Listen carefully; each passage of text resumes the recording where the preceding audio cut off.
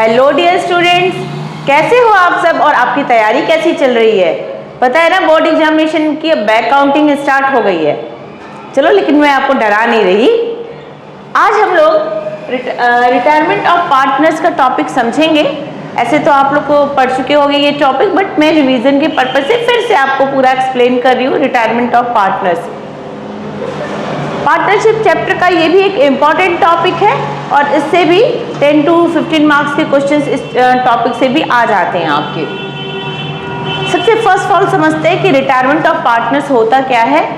कोई भी पार्टनर अगर वो फर्म को छोड़कर जाना चाहता है, उसकी कोई भी रीज़न हो सकते हैं, उसका अपना हेल्थ इशू हो सकता है, उसका पर्सनल डिसीजन हो सकता है, या किसी भी रीज़न से अगर वो फर्म से अलग होना चाहता है या फिर अपना अलग कोई दूसरा बिजनेस करना चाहता है, तो वो फर्म को छोड़कर जा सकता है, या कहें कि वो रिटायरमेंट ले सकता है, अवकाश ग्रहण कर सकता है। इसके कुछ कंडीशंस हैं, जैसे कि उसको रिटायरमेंट लेने से पहले एक उसको नोटिस देना चाहिए, उसके बाकी के जितने पार्टनर्स हैं उनको नोटिस देने के बाद जिस डेट में वो रिटायरमेंट अनाउंस करता है, उस डेट के बाद से उसकी जो भी फर्म में एक्टिविटी होगी उसके लिए वो अवकाश ग्रहण करने वाला पार्टनर, यानी कि रिटायरमेंट जो पार्टनर ले रहा है उसको वो उसके लिए रिस्पॉन्सिबल नहीं होगा। रिटायरमेंट ऑफ पार्टनर्स यानी कि साझेदार का अवकाश ग्रहण करना। साझेदार का अवकाश ग्रहण करना और साझेदारी का समापन, दोनों में अंतर है। रिटायरमेंट ऑफ पार्टनर्स और डिसॉल्वेशन ऑफ पार्टनरशिप फर्म, दोनों में डिफरेंस है। कोई भी पार्टनर जब रिटायरमेंट लेता है तो सिर्फ पार्टनरशिप का एग्रीमेंट जो होता है वो स्टॉप होता है, उसका एंड होता है। पार्टनर्स के बीच का जो एग्रीमेंट होता है उसका एंड होता है, ना कि पार्टनरशिप फर्म का। Clear? Partnership firm as usual जैसे चल रही है वैसे ही चलती रहती है। सिर्फ जो वहाँ पे रिमेनिंग पार्टनर्स होंगे, जो शेष बचे हुए साझेदार हैं, उनके बीच का जो अनुबंध होगा, एग्रीमेंट होगा, वो समाप्त हो जाता है और एक नया एग्रीमेंट बनाना पड़ता है। लेकिन बिजनेस जैसे चल रहा था वैसे ही एज यूजुअल चलता रहता है। अब समझते हैं कि अगर कोई साझेदार साझेदारी से अलग होकर जा रहा है या अवकाश ग्रहण कर रहा है, दैट मीन्स कि रिटायरमेंट ले रहा है, तो उसको क्या क्या राइट्स होते हैं, उसको क्या क्या मिल सकता है। तो फर्स्ट है return partner to the get the following. उसको क्या क्या चीजें मिल सकती हैं। शेयर्स इन गुडविल, जो भी फर्म की गुडविल होगी उस गुडविल में हिस्सा, ख्याति में हिस्सा पाने का भी वो अधिकारी होता है। यानी कि गुडविल का शेयर, जो उसका जितना फर्म का गुडविल होगा उसमें जितने भी फर्म के पार्टनर्स होंगे, सपोज ABC 3 पार्टनर्स है, तो उसमें अगर B रिटायरमेंट ले रहा है तो B का कितना शेयर गुडविल में आएगा उसको कैलकुलेट कर लेंगे, उनके ओल्ड रेशियो में ही कैलकुलेट करेंगे, जो कि अभी मैं आगे आपको बताऊंगी कैसे कैलकुलेशन करना है। दैट मीन्स कि रिटायरमेंट वाले पार्टनर को गुडविल में उसको शेयर मिलता है। Second thing, share in reserve. Firm के पास जितने भी रिजर्व फंड होंगे, एक्मुलेटेड प्रॉफिट हो या उसके पास जनरल रिजर्व हो या कोई स्पेशल रिजर्व हो, सब में अवकाश ग्रहण करने वाले साझेदार को भी हिस्सा पाने का अधिकार होता है।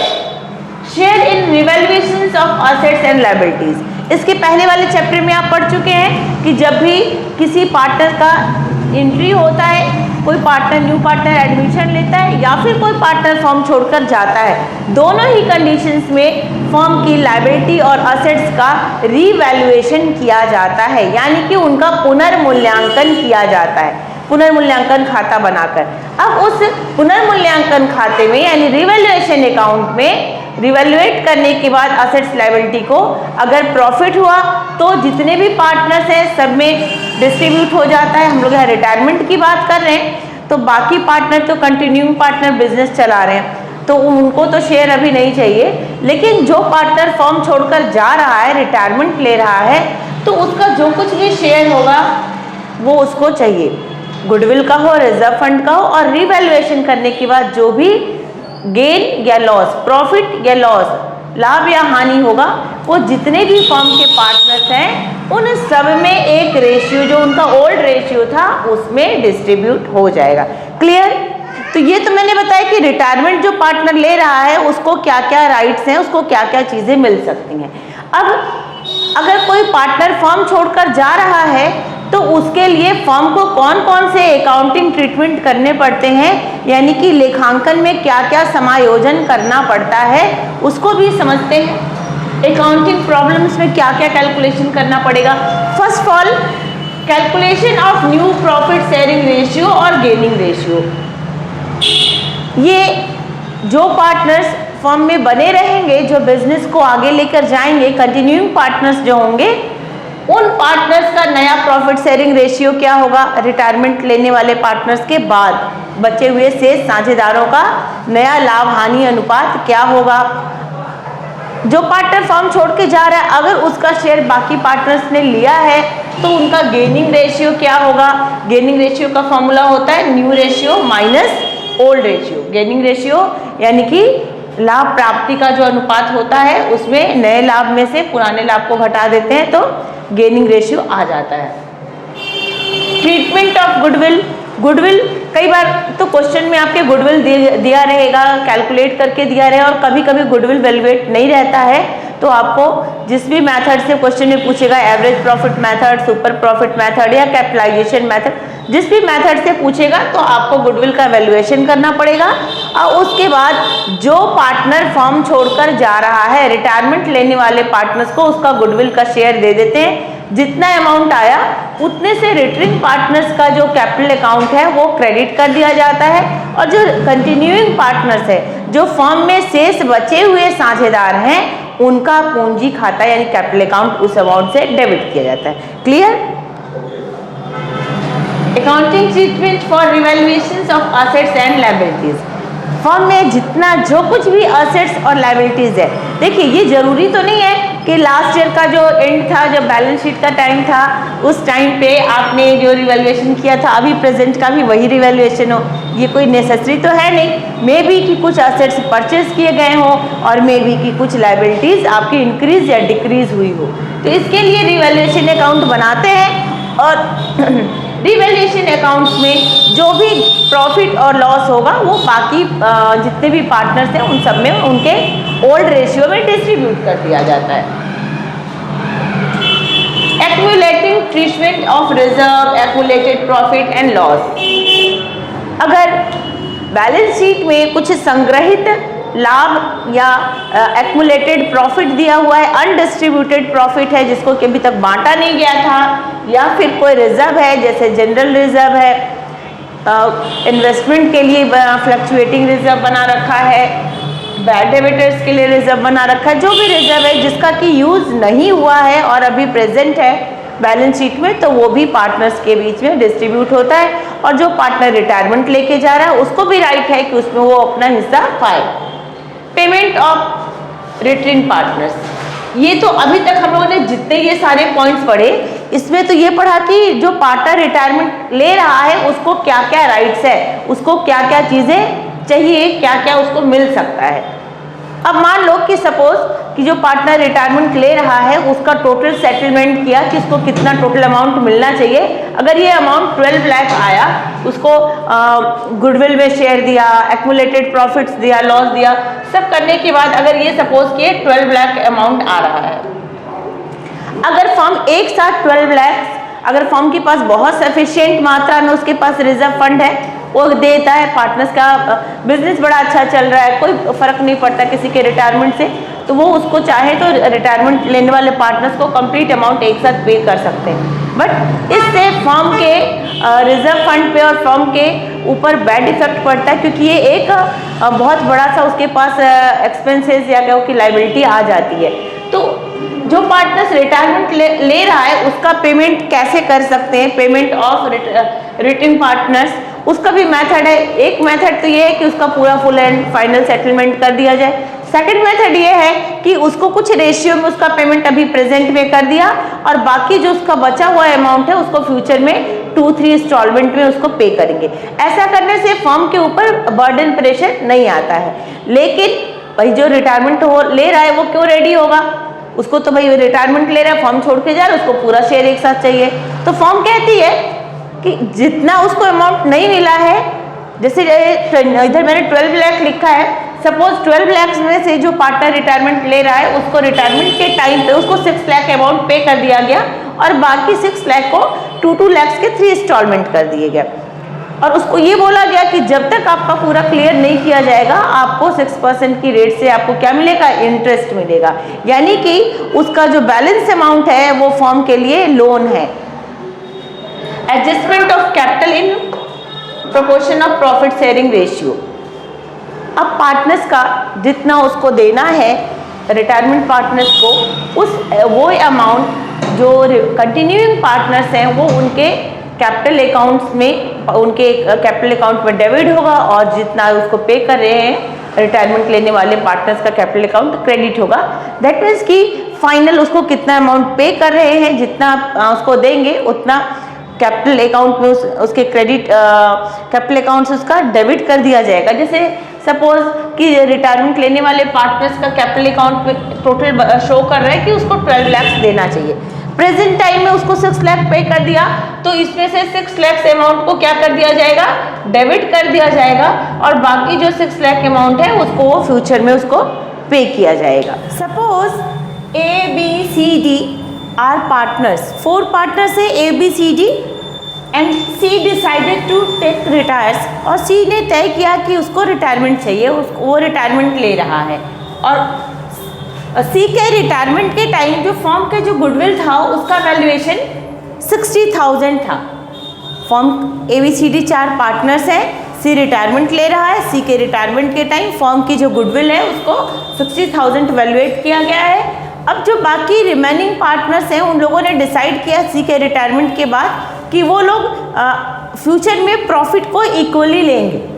New profit sharing ratio for ABDR equally, ABD जो रिमेनिंग पार्टनर्स हैं वो फ्यूचर में इक्वल शेयर लेंगे।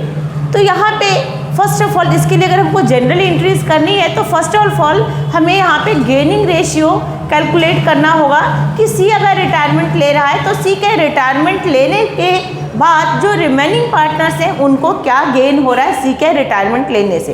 कोई भी एक फर्म छोड़ के जाएगा तो उसका जो बचा हुआ शेयर है वो बाकी पार्टनर्स में डिस्ट्रीब्यूट होगा तो रिमेनिंग पार्टनर्स को गेन तो होना ही होना है। तो हम लोग समझते हैं गेनिंग रेशियो का फॉर्मूला भी मैंने बताया था, new ratio minus old ratio. यहाँ पे ओल्ड रेशियो गिवन है but new ratio are not given, उसको हम लोग ऐसे समझेंगे, ओल्ड को भी सही से लिखेंगे 3/12 रेशियो और सम ऑफ रेशियो 4/12, 3/12 और 2/12।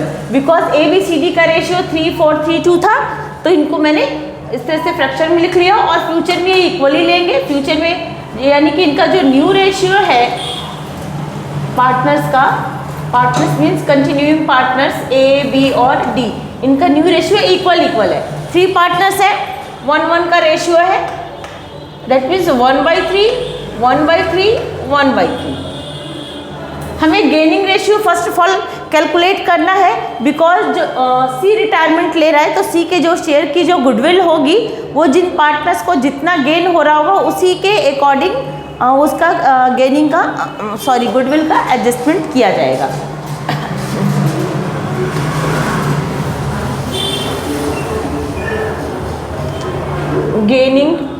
Gaining ratio equal to formula क्या है, new ratio minus old ratio. ये तो आप लोग जानते ही हैं गेनिंग रेशियो का। अब जितने पार्टनर्स हमारे पास हैं जो कंटिन्यूइंग पार्टनर्स हैं इनका हम लोग गेनिंग रेशियो कैलकुलेट करें। ए का न्यू माइनस ओल्ड करेंगे, ए का न्यू रेशियो, सबका न्यू रेशियो 1/3, 1/3, 1/3 है बिकॉज सभी इक्वल ले रहे हैं न्यू रेशियो में। ओल्ड 3/12, 3 और 12 का आप एलसीएम लोगे तो 12 आएगा, 3 4 12, 4 - 3 दैट मीन्स 1/12 ए का।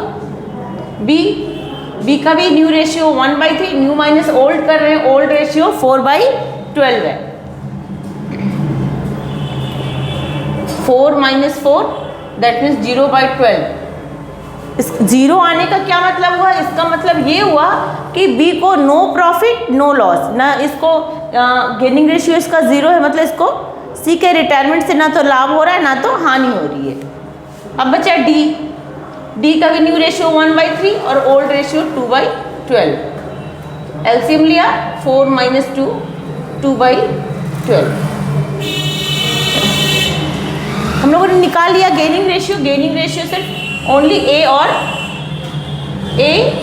डी के बीच में है, बिकॉज बी को तो कुछ नो प्रॉफिट नो लॉस हो रहा है। इनका 1/12 2/12, दैट मीन्स 1 और 2 का रेशियो है ए और डी के बीच में।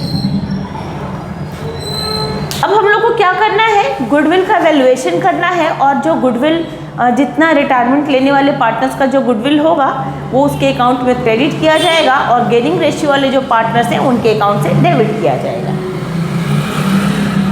आई थिंक इतना आपको बिल्कुल क्लियर हो गया होगा। जनरल का मेथड आप जानते ही हो।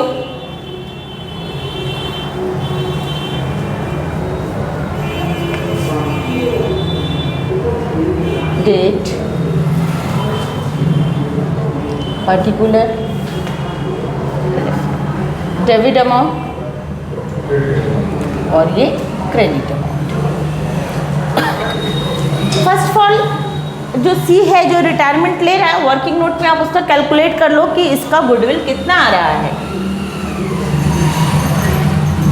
गुडविल ऑफ सी का गुडविल, टोटल गुडविल फॉर्म की कितनी है 60,000, उसमें सी का गुडविल क्या होगा 60,000 का। सी का जो ओल्ड रेशियो है, सी का रेशियो है 3/12, 12 5 60। सी का गुडविल आया 15,000। सी को गुडविल में जो शेयर मिलेगा 15,000, यानी 15,000 सी के कैपिटल अकाउंट में क्रेडिट होगा। अब ये जो गुडविल है ये देगा कौन, फॉर्म देगा जो गेनिंग पार्टनर्स हैं ए और डी। बी को तो नो प्रॉफिट नो लॉस, तो ए और डी जो है ये 1 और 2 के रेशियो में सी को देंगे, यानी ए और डी का अकाउंट क्या होगा, डेबिट होगा, और सी का अकाउंट क्रेडिट होगा। As capital account debit, D's capital account debit to C retirement ले रहा है तो सीज कैपिटल अकाउंट। सी को टोटल कितना मिलना है गुडविल में शेयर, 15,000 का शेयर मिलना है। अगर यहाँ पे रिजर्व फंड कुछ और भी गिवन होता तो वो भी सी को मिलता, बट इस छोटा सा एक एग्जांपल लिया है मैंने, उसमें सिर्फ गुडविल है। अब ये जो 15,000 है गुडविल, ये ए और सी में बटेगा तो क्या हो जाएगा 15,000 is share in C's goodwill।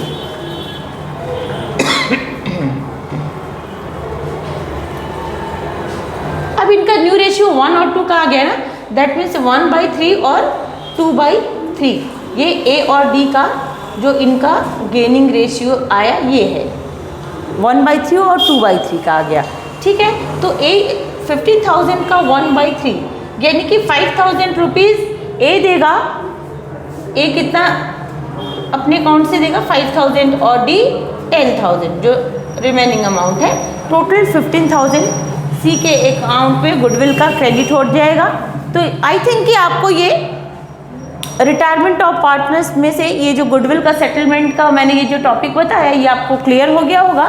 इसी तरह से रिवैल्यूएशन अकाउंट्स बनाते हैं, असेट्स लायबिलिटीज़ का रिवैल्यूएशन करते हैं, और अगर उसमें प्रॉफिट हुआ या लॉस हुआ तो जितने भी पार्टनर्स हैं, देखिए एडमिशन ऑफ न्यू पार्टनर्स में आपने क्या पढ़ा था कि जो न्यू पार्टनर्स गुडविल लेके आता है वो ओल्ड पार्टनर्स में डिस्ट्रीब्यूट होता है, लेकिन यहाँ ऐसा नहीं है। यहाँ पे जो गुडविल है जितने पार्टनर्स हैं ऑल पार्टनर्स को सबको गुडविल में शेयर मिलता है, लेकिन जो पार्टनर फॉर्म छोड़ के जा रहा है तो उसके अकाउंट का सेटलमेंट करना है, इसलिए उसके अकाउंट में यह भी क्रेडिट कर दिया गया है।